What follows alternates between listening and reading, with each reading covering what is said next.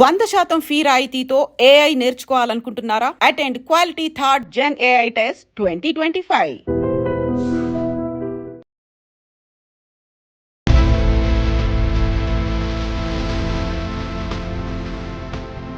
కుంభమేళా గురించి ఎంత టాపిక్ నడుస్తుందో ఇప్పుడు మోనాలిసా గురించి కూడా మీలాంటి వాళ్ళు నాలాంటి వాళ్ళు కూడా మాట్లాడుతున్నారు. మోనాలిసాది నేను కూడా చూసానండి. చూస్తూ కూడా నిజంగా నాకు కూడా భలే ఉందే అమ్మాయి, ఎంత బాగుందో అని అనిపించింది. కుంభమేళ ఎందుకు, ఏంటి, దీని హిస్టరీ ఏంటి, ఇవన్నీ తెలుసుకోవాల్సిన సందర్భంలో అక్కడ కూడా మనం ఒక గ్లామర్ పాయింట్, అక్కడ కూడా మనం ఒక పాయింట్ ఆఫ్ అట్రాక్షన్ వెతుక్కునే పరిస్థితుల్లో మన మీడియా ఉన్నది. ఈ రోజుల్లో అయితే అందరికీ ఒక ఇన్స్టాగ్రామ్ అకౌంట్ కానీ యూట్యూబ్ ఉండడం అనేది కామన్ అయిపోయింది. అయితే ఈ అమ్మాయికి కూడా ఉన్న ఇన్స్టా కావచ్చు, అలాగే యూట్యూబ్ ఛానల్లో ఫాలోవర్స్ ఇప్పుడు లక్షల్లోకి పెరిగిపోయారు. జనాలకి ఏంటంటే ఇప్పుడు ఒకసారి ఒక అమ్మాయి ట్రెండ్ అయిన వెంటనే, ఒకళ్ళ గురించి తెలిసిన వెంటనే నిన్న ఫోటో చూశారు, నిన్న ఆ అమ్మాయి పూసలు అమ్మాయి వీడియో చూస్తారు, ఇవాళ మోనాలిసా గురించి ఇంకటి ఏదో తెలుసుకోవాలనిపిస్తుంది. ఏం చూపిస్తుందా వెయిట్ చేస్తుంటారు. నిజమే. ఓవర్ నైట్ స్టార్స్ అయిపోయిన వాళ్ళు దీన్ని ఈ సక్సెస్‌ని ఎలాగా వాడుకోవాలో తెలియక, ఎలా నిలబెట్టుకోవాలో తెలియక ఫెయిల్ ఉంటారు. కేబీసీలో 7 కోట్లు సంపాదించిన అతను వితిన్ 2 ఇయర్స్ మళ్ళీ మొత్తం అతను మళ్ళీ జీరోకి అయిపోయాడు.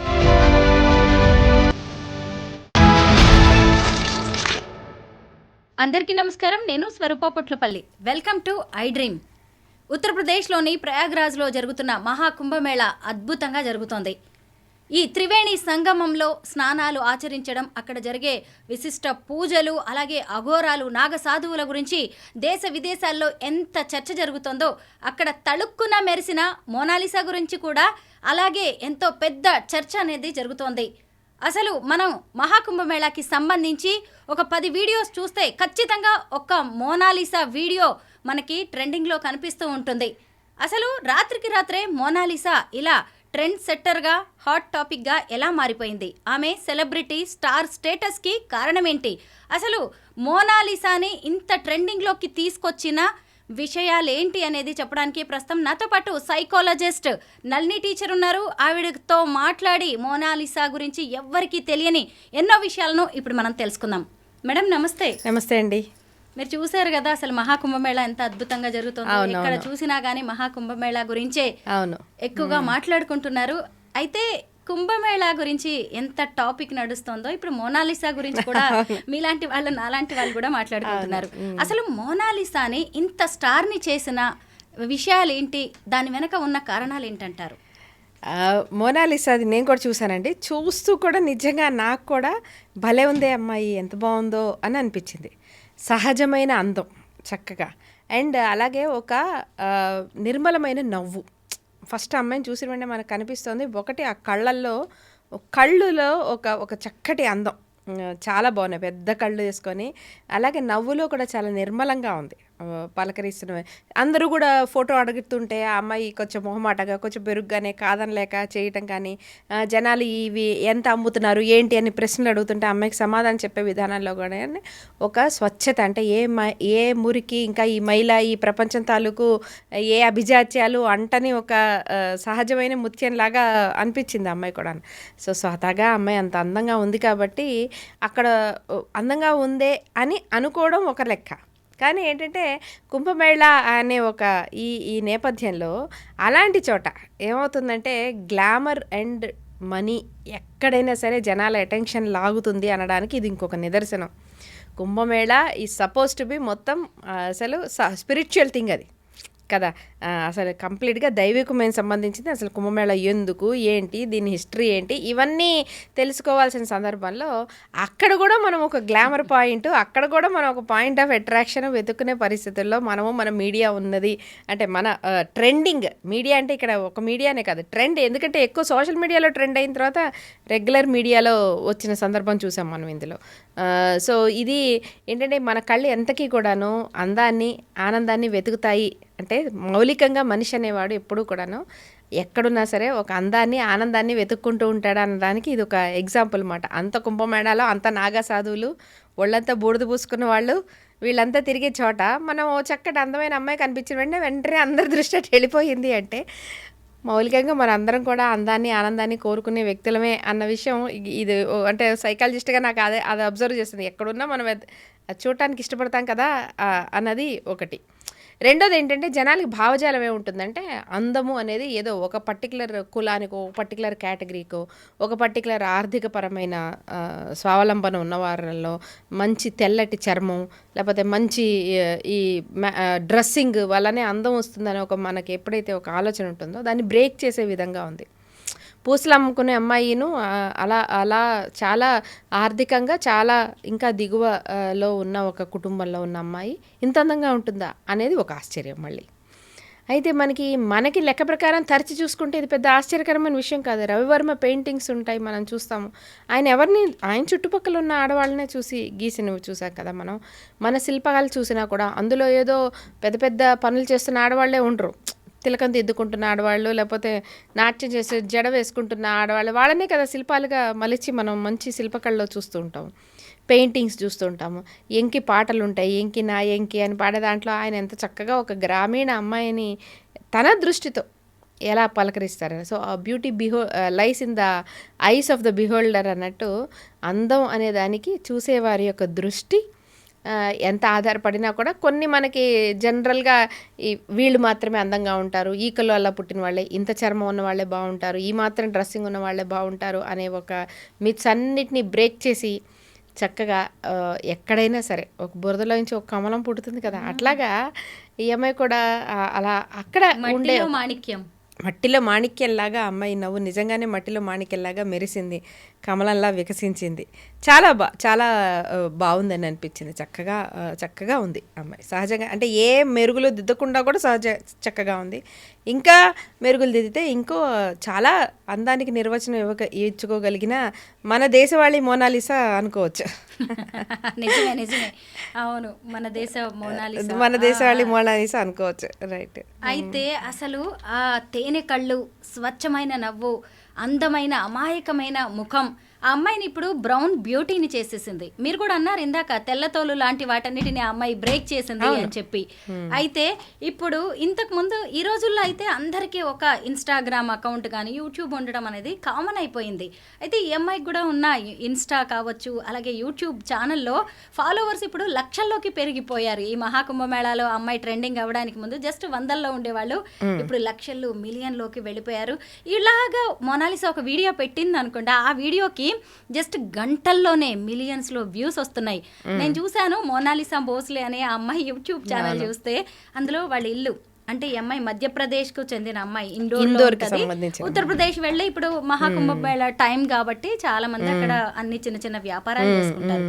ఈ సెలబ్రిటీ స్టేటస్ భయానికి పారిపోయి మళ్ళీ సొంత ఊరికి వచ్చింది. మా ఇల్లు ఎలా ఉంటుందో చూడండి అని చిన్న వీడియో పెట్టింది. మీరు చూసారు కదా, మనం మాట్లాడుకున్నాం ఆ వీడియో. చిన్న పూరిల్లు ఆల్రెడీ ఇవన్నీ వచ్చేస్తున్నాయి, అంటే గాసిప్స్ వస్తున్నాయి. ఆమెకు ఆల్రెడీ 10 రోజుల్లో 1 కోటి రూపాయలు సంపాదించేసింది వ్యూస్ ద్వారా.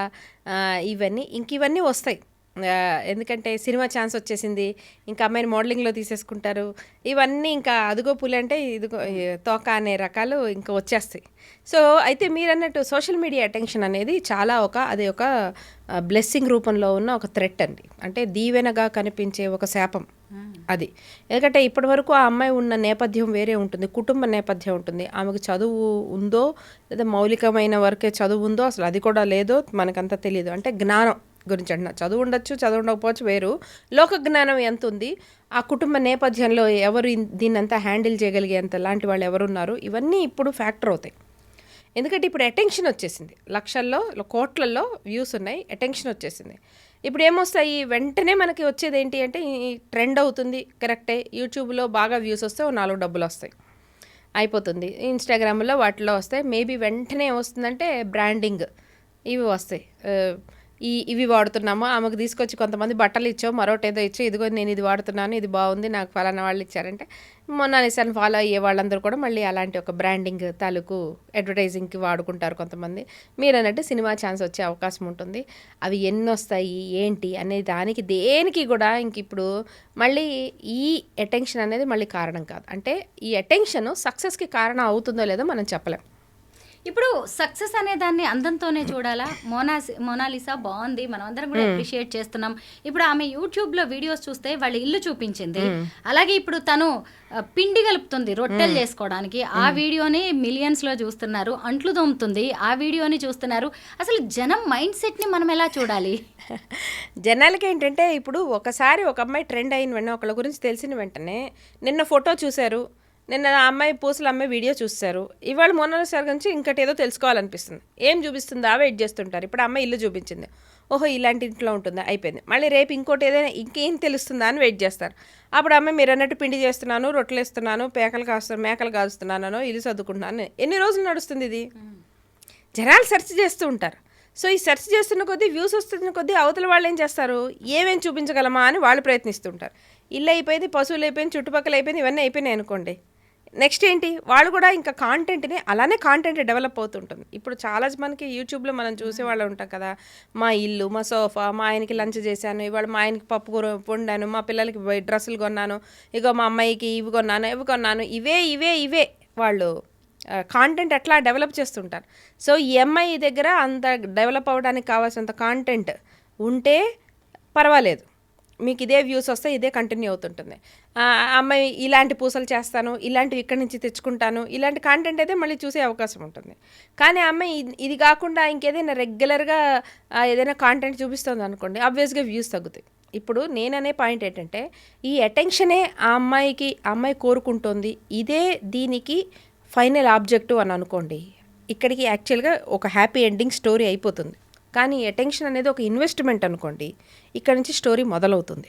ఓకే, ఈ అటెన్షన్ అనేది ఆమె ఇన్వెస్ట్మెంట్ అయితే సినిమా ఛాన్సులు రావడం, బ్రాండింగ్స్ రావడం, ఇవి రావడం వస్తాయి. ఆ వచ్చినప్పుడు వాటన్నిటిని, ఆపర్చునిటీస్ అన్నిటిని కూడా చక్కగా ఎలాగ సరిగ్గా యూజ్ చేసుకోవాలి, యూటిలైజ్ చేసుకోవాలి, వాటిని తన ఆర్థికపరమైన ఎదుగుదలకు కానీ, కుటుంబ ఎదుగుదలకు కానీ ఎట్లా వాడుకోవాలి అనేది ఆమెకి స్వతహాగా తెలిసినా, లేకపోతే అమ్మాయిని సరిగ్గా గైడ్ చేసే వాళ్ళు ఉన్నా కూడాను ఈ వచ్చిన అటెన్షన్కి ఒక చక్కటి గోల్ దొరికినట్టు అవుతుంది. కాదు అటెన్షన్ రావడమే ఆమె ఆబ్జెక్టివ్ అయితే, ఈ అటెన్షన్ ఆల్రెడీ ఇప్పుడు వచ్చేసింది కాబట్టి గోల్ పూర్తయిపోయింది. కానీ ఖచ్చితంగా ఎప్పుడైనా అటెన్షన్ కంటిన్యూ చేయడానికి అమ్మాయి రకరకాల కాంటెంట్ రకరకాల డెవలప్ చేస్తూ ఉండాలి. లేకపోతే స్లోగా ఇది తగ్గుతూ ఉంటే మళ్ళీ వేవ్, ఈ మోనాలిసా బదులు ఇంకొద్ది రోజుల్లో మళ్ళీ ఇంకోళ్ళు ఎవరో వస్తూ ఉంటారు. ఎందుకంటే ఇలాంటి నేపథ్యాలు మనం చాలా చూసాము. కుమారి ఆంటీ అని కానీ, బేబీ అనే సింగర్ కానీ, నార్త్లో అంతకుముందు హిమేష్ రేషమియా, రేణు మొండాలని ఒక ఆవిడ భిక్షాటం చేసి ఆవిడ గొంతు ఆ లతా మంగేష్కర్ గొంతుకు దగ్గరగా ఉందని చెప్పేసి ఆమె కూడా ఇలా టిక్ టాక్లో ట్రెండ్ అయితే ఆమె చేత 1-2 ఆల్బమ్స్ కూడా పాడించారు, లేదని కాదు. ఆమె మరీ రోడ్డు మీద భిక్షాటం చేసే పరిస్థితి నుంచి ఎక్కడో ఓ చోట ఉండగలిగే ఆర్థికపరమైనది వచ్చింది. కానీ ఆమె స్వతహాగా మానసికంగా స్థిమితం లేకపోవడం వల్ల పోయి మళ్ళీ మొదటికే వచ్చింది అనుకోండి. కానీ కొంతమంది ఏంటంటే ఆపర్చునిటీ వచ్చిన తర్వాత 4 ఈవెంట్స్ అవి వచ్చిన తర్వాత అవుతారు. ఆ తర్వాత వాళ్ళకి స్వతహాగా ఆపర్చునిటీస్ కంటిన్యూ కాకపోతే మళ్ళీ బ్యాక్ టు దేర్ నార్మల్ లైఫ్కి వచ్చేస్తారు. Back to their normal life వచ్చినా నష్టం లేదు, కానీ దానివల్ల వాళ్ళకి ప్రాబ్లమ్స్ రాకుండా మాత్రం చూసుకోవాలి. నిజమే, ఓవర్ నైట్ స్టార్స్ అయిపోయిన వాళ్ళు దీన్ని, ఈ సక్సెస్ని ఎలాగా వాడుకోవాలో తెలియక, ఎలా నిలబెట్టుకోవాలో తెలియక ఫెయిల్ అయిపోతూ ఉంటారు చాలా మంది. కేబీసీలో 7 కోట్లు సంపాదించిన అతను వితిన్ 2 years మళ్ళీ మొత్తం అతను మళ్ళీ జీరోకి అయిపోయాడు. అంటే పోగొట్టుకుని 7 కోట్లు సుమారుగా సంపాదించిన అతను ట్యాక్సీలు అది పోయి ఒక 4.5 కోట్లు 5 కోట్లు వచ్చినా కూడాను అది కూడా పోగొట్టుకున్నాడు కదా.